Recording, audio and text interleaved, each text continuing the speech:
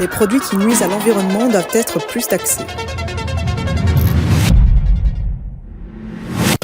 Mais il ne faut pas que ça rende la vie des citoyens impossible. Donc il faut toujours qu'il y ait une alternative. Si on veut par exemple taxer davantage les voitures ou même interdire les voitures au diesel et à l'essence, il faut une alternative parce qu'aujourd'hui tout le monde n'a pas les moyens de s'offrir un véhicule électrique et il n'y a pas des transports en commun partout. Donc oui, mais toujours avec une alternative accessible à tous. D'accord, nous pensons même qu'il faut transformer la TVA en une TVE, une taxe sur la valeur environnementale, pour faire en sorte que les produits qui sont produits localement et qui ont moins d'impact sur l'environnement soient plus accessibles que les autres produits. C'est une mesure tant pour le portefeuille que pour l'environnement. Contre, parce que la TVA est vraiment une taxe injuste qui pèse beaucoup plus quand vous avez un petit revenu. Nous pensons qu'il faut travailler sur les normes environnementales qui doivent être contraignantes, mais ce n'est pas aux consommateurs de payer. Contre. En réalité, tous les produits ont un impact sur l'environnement, que ce soit les vêtements que vous portez, le téléphone que vous utilisez. Alors bien sûr, une voiture, ça peut apparaître comme plus évident. Et donc en fait, cette mesure-là, ça va juste précariser encore plus les personnes qui sont en difficulté socialement. Donc ce qu'il faut surtout, c'est modifier les modes de production pour avoir des modes de production qui soient plus respectueux de la planète. Pour le principe du pollueur-payeur doit être généralisé. Quand un produit enfreint des normes environnementales ou sociales, il faut que ça se traduise dans le prix. Et aussi, on veut supprimer la TVA sur les fruits, légumes et légumineuses bio pour que le choix écologique soit le moins cher.